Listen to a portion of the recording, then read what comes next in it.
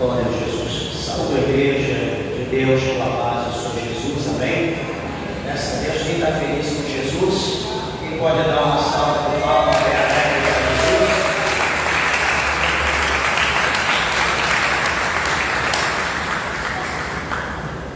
Meus irmãos, estamos alegres e gratos com Deus pela oportunidade a qual o Senhor concede a nós nessa noite estarmos aqui na presença do Senhor, para que juntos possamos adorá-lo na beleza da sua santidade. Louva a Deus pela tua vida. Tenho certeza que nessa noite Deus ele tem uma palavra para o teu coração. Deus tem uma promessa para a tua vida. Lembrando que nós estamos numa campanha de 3 dias, a campanha com o tema Amando as Promessas de Deus. E hoje é o segundo dia da campanha. Semana que vem, a próxima sexta-feira, é o encerramento. Peço a você que faça essa campanha conosco e tenha certeza que Deus irá de cumprir na tua vida as promessas ou fazer uma promessa a você em nome de Jesus. Também quero pedir, você que tem Bíblia, por favor, abra comigo em Efésios, no capítulo de número 6, no versículos de número 13 até o versículo de número 18. Glórias a Deus. Efésios, e esse escrito pelo apóstolo São Paulo, está depois de Coríntios, depois de Gálatas. Efésios, capítulo de número 6. Louvado seja Deus. Está antes de Filipenses. Vocês está aqui escrito. Veja se alguém está ao seu lado, sem a Bíblia, compartilhe a palavra de Deus, o pão do céu. Sempre aprendi que o pão compartilhado sempre é melhor. Amém? Compartilhe a palavra de Deus com o teu próximo, em nome de Jesus. Diz assim a palavra de Deus. Efésios, capítulo de número 6, versículos 13. Portanto, tomai toda a armadura de Deus, para que possais resistir no dia mau, e havendo feito tudo, ficar firmes. Estais, pois, firmes, tendo cingidos os vossos lombos com a verdade, e vestida a couraça da justiça, e calçados os pés na preparação do Evangelho da paz, tomando sobretudo o escudo da fé, com o qual podereis apagar todos os dardos inflamados do maligno. Tomai também o capacete da salvação e a espada do Espírito, que é a palavra de Deus, orando em todo o tempo com toda a oração e súplica do Espírito, e vigiando nisto com toda a perseverança e súplica por todos os santos. Amém? Vamos orar a Deus. Levante ao céu a tua Bíblia, a tua mão. Peça para que Deus, o Senhor, fale conosco. Vamos orar a Deus, nosso Pai. Amantíssimo Deus, eterno e poderoso Pai, Senhor, Criador dos céus e Criador da terra, oh glória a Deus, orienta a Maia, oh bendito, exaltado nome do Senhor, ó Deus poderoso, Deus soberano, Lamassoria, Candarábia, Surienta, Maia, meu Deus e meu Pai, mais uma vez.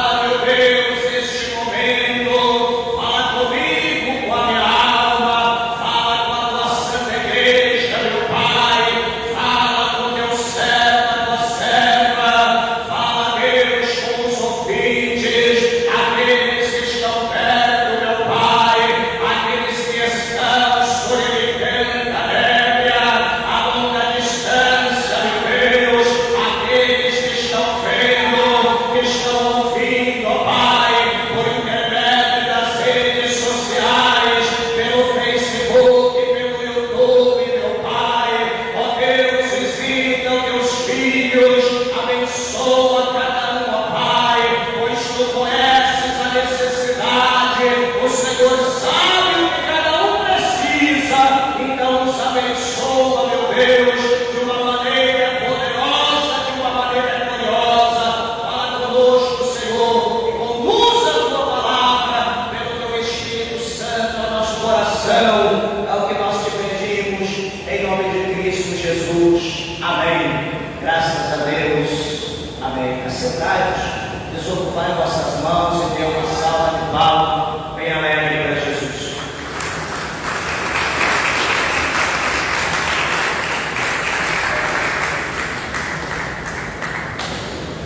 Bendito seja Deus.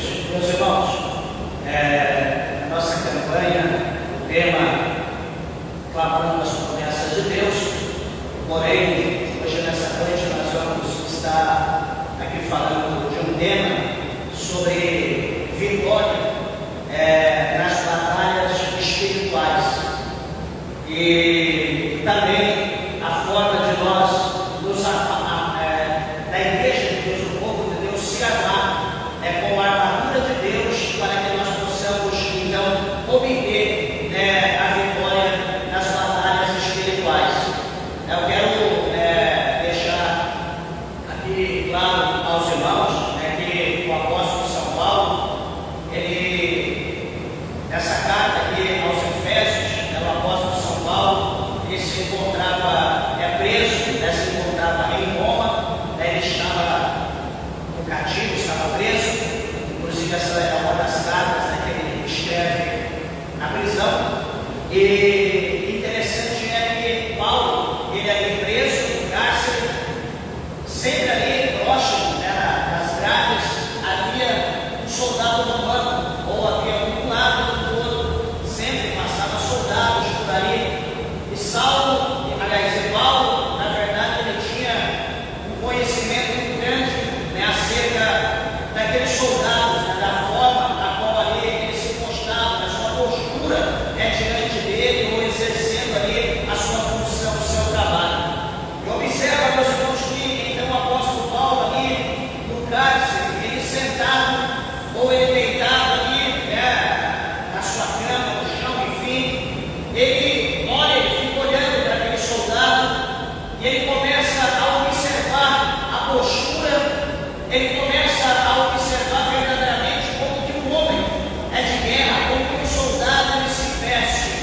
Ele está vestido com aquela armadura, com aquela vestimenta de guerra, não é para poder desfilar, não é para poder se amostrar, se apresentar, mas ele está vestido ali porque ele é um soldado e ele está pronto ali com todas as suas vestimentas, com a sua armadura, com a sua arma, para qualquer situação, qualquer meios ali de uma guerra, de uma baderna, qualquer coisa, ele já está pronto para lutar, para defender ali a sua nação, para defender o seu rei, para também se defender, para defender a população.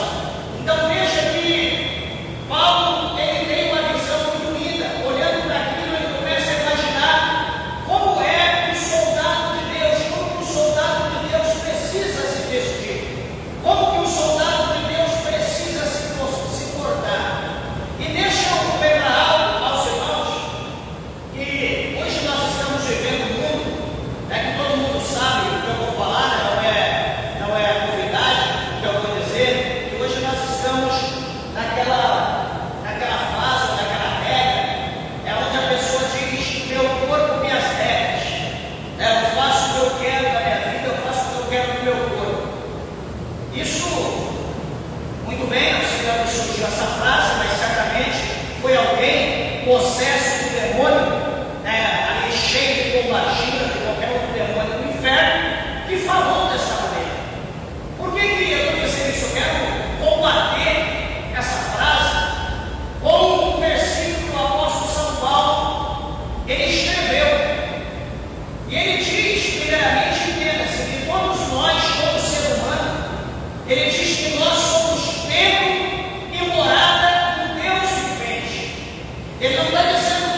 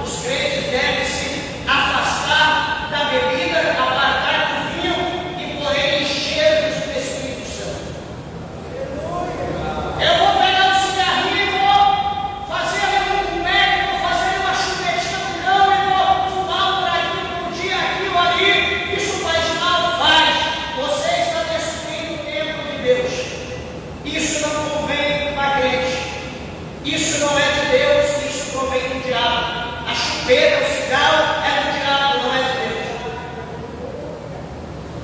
Alguém vai se divertindo, o corpo é meu, eu vou jovem, eu vou prostituir, eu vou adulterar. Não tem problema, eu quero encontrar uma mulher que me satisfaça, um homem que me satisfaça, eu preciso conhecer. É isso que a Bíblia ensina para nós?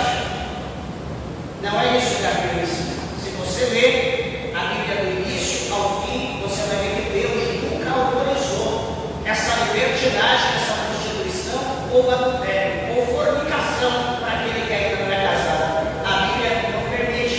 E esses atos, essas atitudes, eu digo, a igreja está praticando hoje de uma forma aberta. Isso, a igreja em si própria está destruindo o templo de Deus. Eu vou fazer uma tatuagem. Você não quer fazer tatuagem? Você está pichando o templo de Deus. E a Bíblia condena veemente a pessoa manchar o seu corpo. E entre outras coisas mais. Então, essas ações que a igreja hoje está praticando, muita gente nem fala, né? Já falei, você na igreja, essas atitudes são atitudes condenáveis, são atitudes que Deus não aprova, que Ele não permite. Observa, para outros mais valentes, hoje tem muito tipo de gente, estou falando de crente, não estou falando do mundo, tem crente que qualquer coisinha para ele arregaça a manga e já quer ir para cima, já quer tirar satisfação, já quer brigar e nem ouve o outro lado, porque alguém falou, ele já quer pegar a pessoa na quebrada, na esquina e já resolveu o problema, em vez de ele orar, apresentar na mão de Deus para Deus repreender a cilada, o laço, a fofoca, a contenda, ou enfim, algum levante contra a vida dele. Ele ouviu de alguém que ouviu, não sei de quem, de fulano, de ciclano, e chegou nele, ele já vai lá na pessoa e já vai querer resolver o problema. Eu sou crente, mas a minha mão não é crente.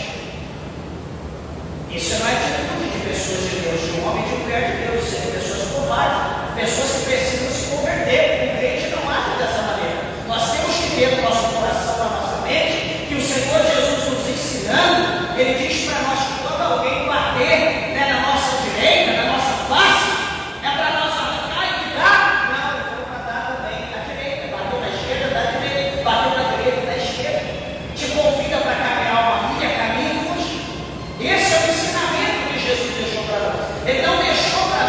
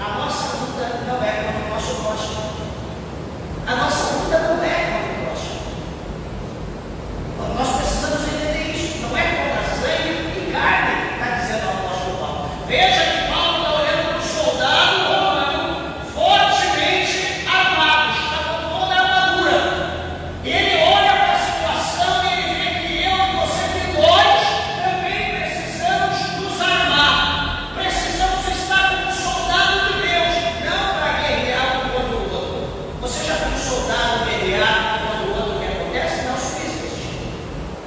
Olha lá, quando Josafá, ele, ao ordenado a Deus para ir ao vale de Berá, o Senhor dá instrução a ele para colocar os levitas, os músicos na frente, e começar a tentar tocar o povo atrás, o exército atrás, e ir para o campo, para o vale de Berá, porque lá estavam os inimigos, como a areia da praia, não dava, é impossível que o povo de Deus vencesse aquela multidão. Era muita gente que contava, eram 3 nações unidas contra Israel. O que acontece? Quando o povo está indo, adorando, tocando, de repente lá no vale, os soldados, presta atenção, isso que foi feito, e isso não se deve fazer entre 3. Por quê?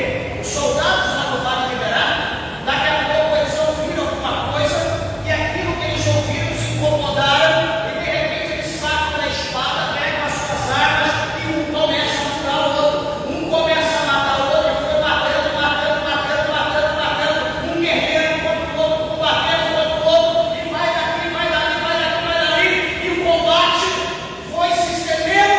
Quando Josafá, com seu exército, chegou no vale de Berá para guerrear, quando ele chega lá, só estava aquela multidão, como a areia da praia, de homens mortos. Sabe por quê?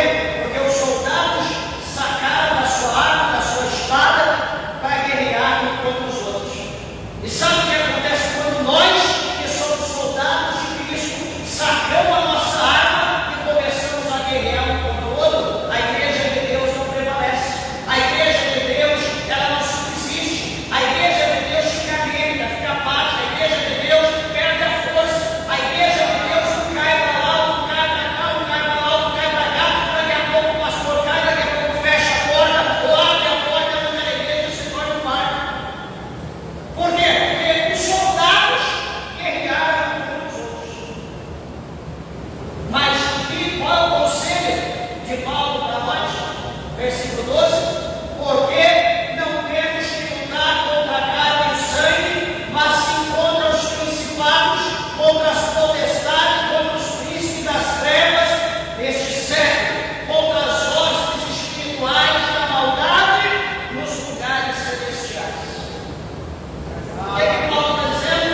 Que a nossa luta não é contra a carne e sangue, mas a nossa luta, ela é contra o inimigo que é espiritual. A nossa luta é contra o inimigo que é potente. A nossa luta é contra o inimigo que tem muitos soldados. E por isso nós precisamos nos revestir, nos vestir da armadura de Deus. Estar vestido como um soldado, mas não agir como aquele soldado.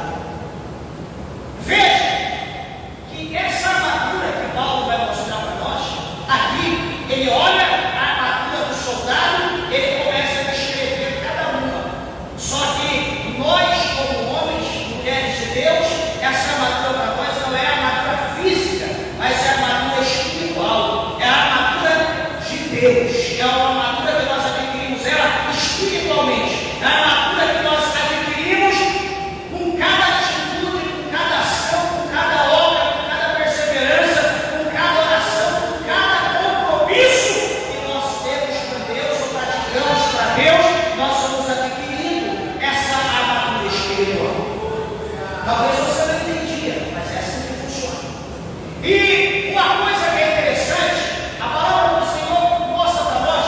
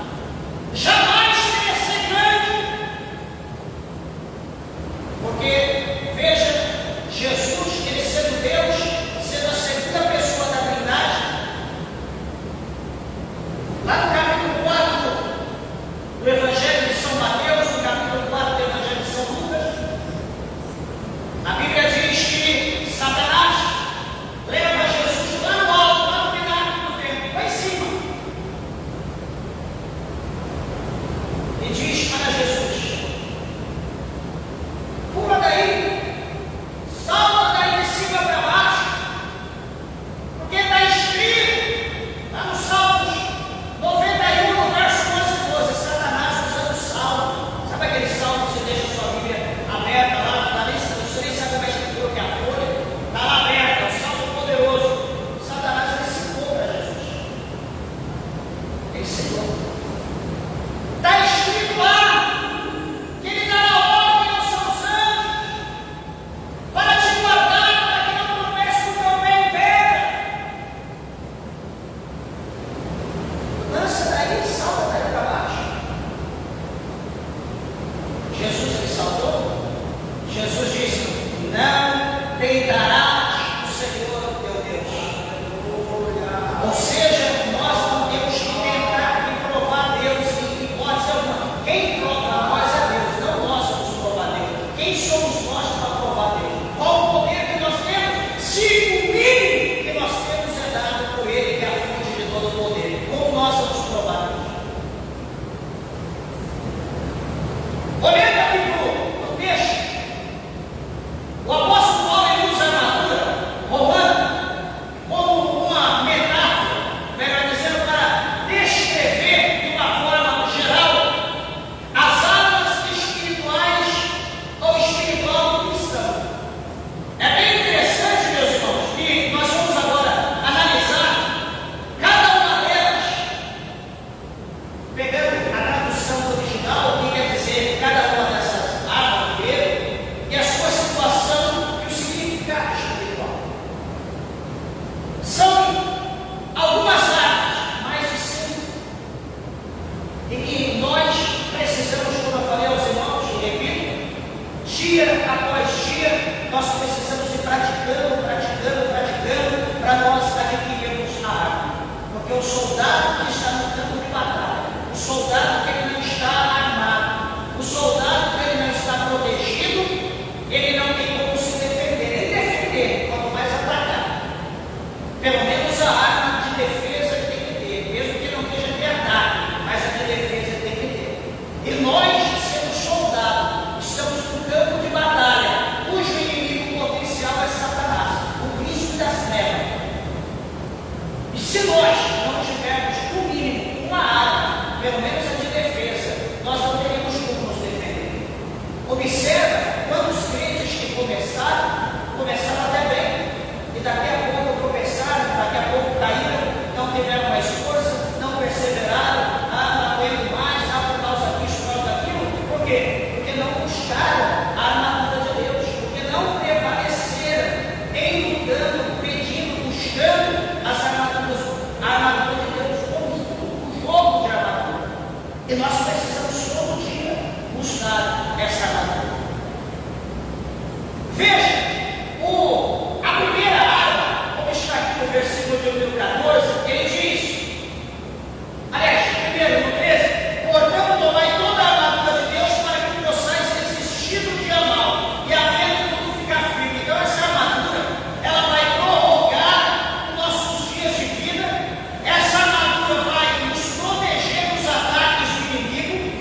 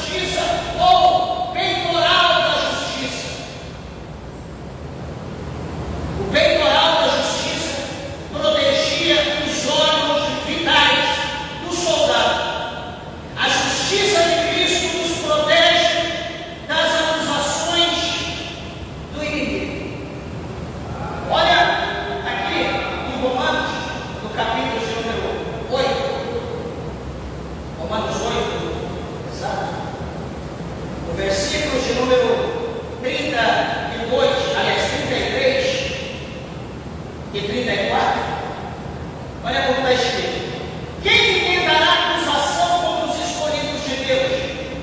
É Deus quem os justifica. Quem tentará contra os escolhidos? Pois fique sabendo que aquele que tentar está tentando contra Deus, porque é Deus que justifica os escolhidos. O versículo 34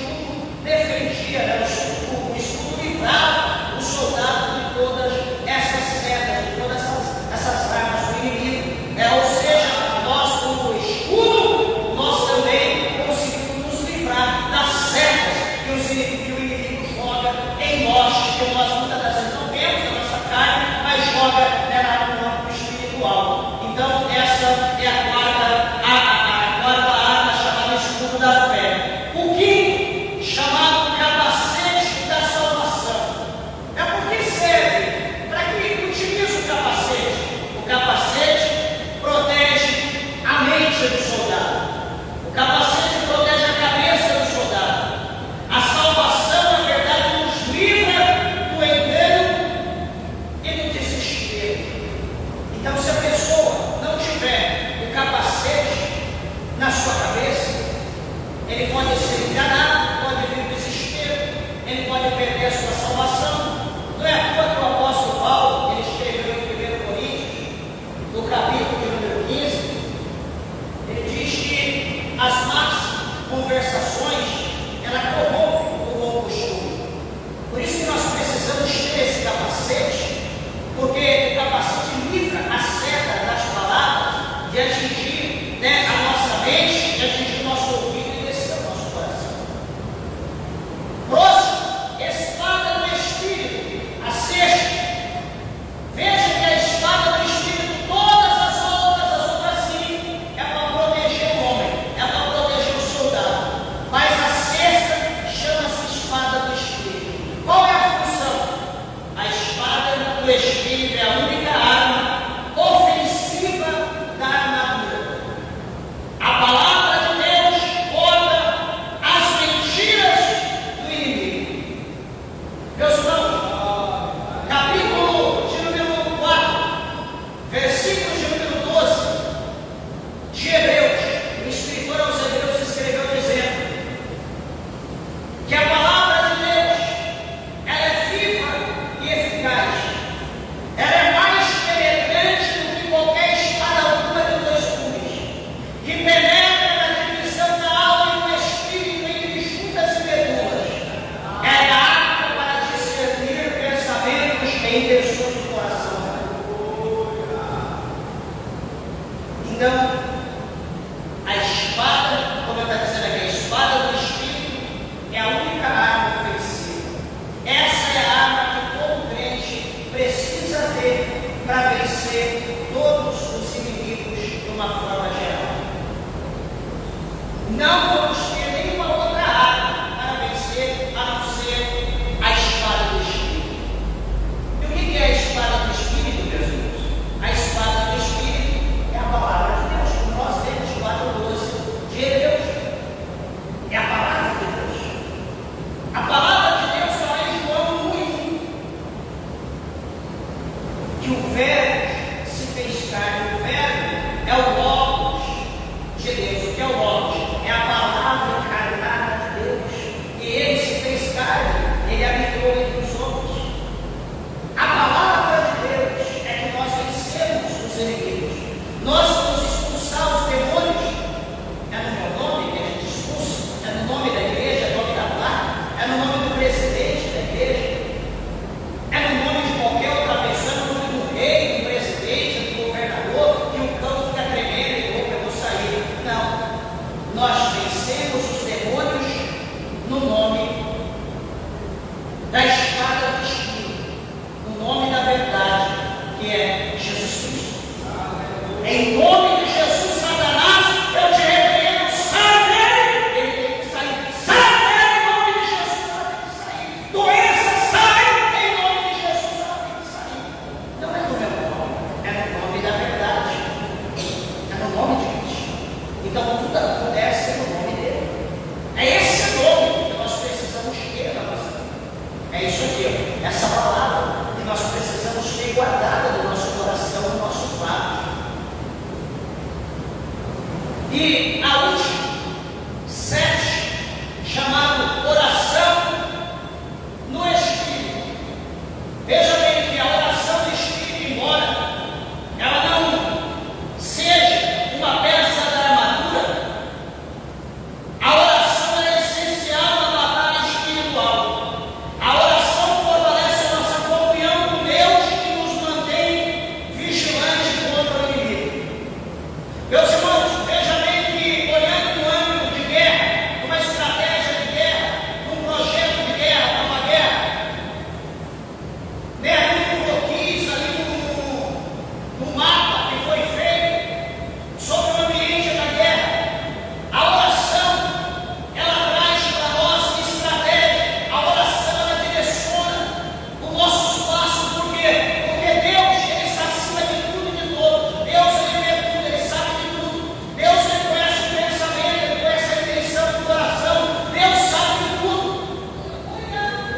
Lembra aquela situação do profeta? Que quando o rei lá de Samaria, ou melhor, o rei da Síria, ele projetava ali com seus homens para invadir Israel. Todas as vezes que ele projetava, vamos botar emboscada aqui e ali. Daqui a pouco vai embocando, tinha um profeta. E o profeta estava lá em oração, orando, clamando. Daqui a pouco Deus dizia: profeta, o rei da Síria está mandando emboscada em tal lugar para poder matar o meu rei, para destruir o rei do meu povo. Avisa para ele passar para tal lugar. O profeta ia lá, mandava avisar, o rei saía, mandava alguém de longe olhar para a emboscada lá. O rei da Síria montava uma estratégia de novo, conversava com todo mundo, monta a estratégia de tal lugar, monta ali uma cilada. Daqui a pouco o profeta está falando: Deus do meu servo, o rei da Síria está montando todo o meu servo, o rei do meu povo, uma cilada em tal lugar. Avisa para ele não passar por lá. O profeta mandava alguém avisar o rei, ficava atento, mandava alguém de longe olhar para a cilada. Daqui a pouco o rei lá da Síria se desespera. Ele diz: espera aí, que negócio é esse? Tem alguém aqui entre nós que está do lado do rei de Israel, porque todas as vezes, toda cilada que a gente monta, com toda a estratégia, ele descobre, nós não conseguimos pegá-lo. Alguém diz: não, meu Senhor, ninguém aqui é aquele mundo, não. Todo mundo aqui é fiel ao Senhor, todo mundo aqui te ama. Nós fizemos voto de fidelidade. Mas o que é então? Não, é que lá em Gotana, tem um profeta lá, tem um homem de Deus, tem um homem que não deixa de orar, e todas as coisas que o Senhor conversa aqui, né, no seu quarto, tudo que o Senhor resolve, todos os projetos do Senhor, Deus está vendo. Ele fala para o profeta, e o profeta fala para o rei. Por que eu estou dizendo, meus irmãos, que a oração, ela dá estratégia? Por quê? Porque o crente precisa ter comunhão com Deus, ele precisa ter oração.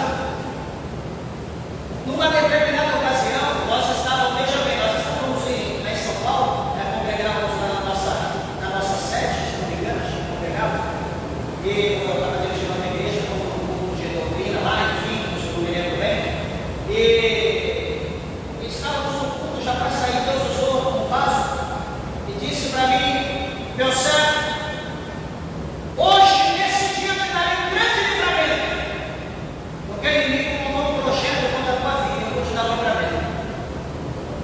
Fiquei assim, meu Deus, isso Deus falou, amém. Acabou o culto, tudo ficamos por ali, ajudamos a orar, e saí com a minha esposa. Fomos para casa, 17 quilômetros da minha casa até a sede, e fomos para casa. E nessa que estamos chegando em casa, já era meia-noite, próximo de meia-noite, quando eu desci do carro, abri meu portão, veio de uma praça para baixo de casa, veio dois drogados, dois ladrões, já pronto para roubar a arma, já do jeito. Na hora eu acredito que Deus falou, acredita que na hora Deus secou os dois. Um ficou do lado do carro, o outro ficou do outro lado, rodando, como se estivesse procurando alguma coisa no chão. Eu abri a porta do portão, entrei no carro, tranquei o portão, desliguei tudo, entrei para dentro. Eu fui agradecer a Deus e a minha esposa,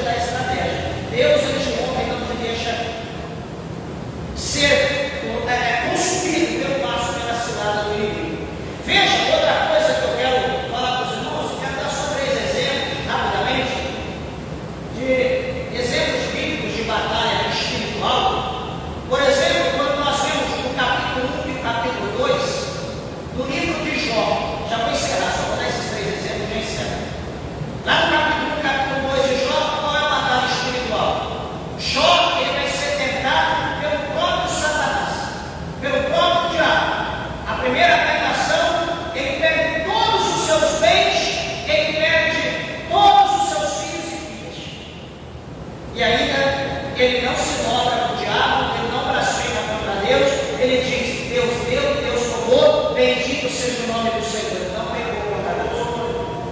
Daqui a pouco, no capítulo 2, o diabo vai pegar Jó de novo e toca na carne dele. Toca, coloca uma enfermidade, uma lepra, enfia uma praga, de maneira que ele só tem um pedaço de telha para se coçar. E a mulher dele olha para ele e diz: você ainda vai ser fiel ao meu Deus? Amaldiçoa ele e morre.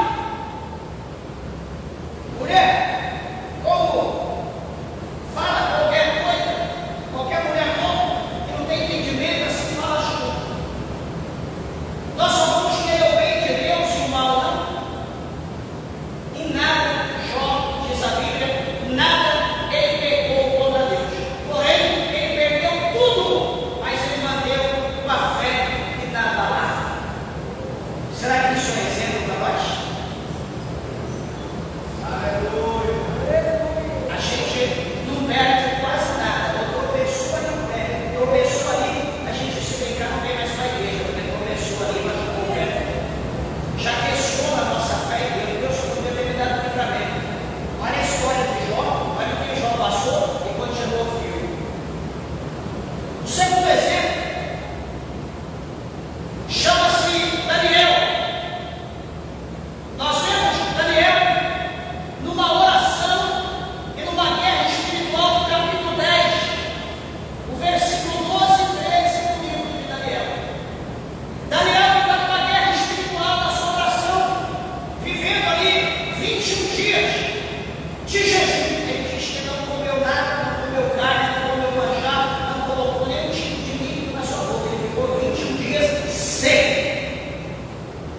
esperando resposta de Deus. A Bíblia diz que Gabriel está lutando contra o príncipe da Pérsia com um determinado inimigo. E ele veio para trazer a resposta a Daniel nessa guerra espiritual, mas ele não conseguiu chegar. A Bíblia diz que teve que descer outro anjo, que a Bíblia dá o nome de Miguel. E Miguel tomou frente na guerra e Gabriel foi então levar a resposta da oração a Daniel, a qual ele precisava da parte de Deus. Então veja que o Senhor Deus, ele não deixa o seu servo, mas que demore, mas no momento da oração, em meio à guerra espiritual que nós estamos vivendo, nós estamos orando, tenha certeza que a resposta de Deus ela vai vir. Ah, pastor, está demorando, eu não posso desistir. Eu não desisto, porque a nossa guerra não é contra carne e sangue, mas é com seres espirituais. A nossa guerra não é brincadeira, não é fácil. Então tenha paciência, peça a palavra de paciência. E o terceiro exemplo chama-se Jesus Cristo. Capítulo 4 de Mateus, capítulo 4 de Lucas. A tentação de Jesus. Veja que Satanás tentou Jesus com 3 armadilhas. Quais foram? A primeira, comida. Tentou Jesus com comida. Comida significa o quê? Comida significa desejo da carne. Qual de nós que não temos desejo por comida? Ainda mais quando estamos com fome. Por que ele vai tentar Jesus? Porque Jesus estava 40 dias, 40 noites seco. Jejum total.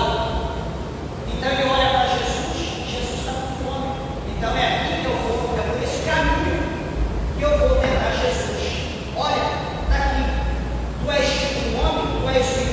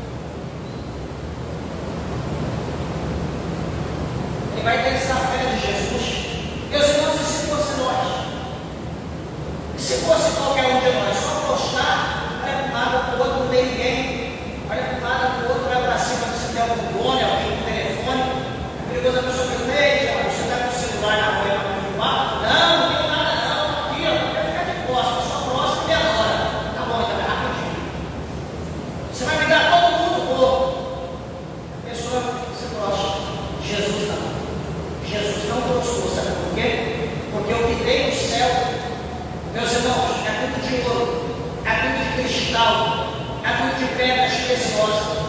Nada que dessa terra se compara com o que vem no céu. Essa terra é maior que lixo comparado com as coisas que estão lá em cima.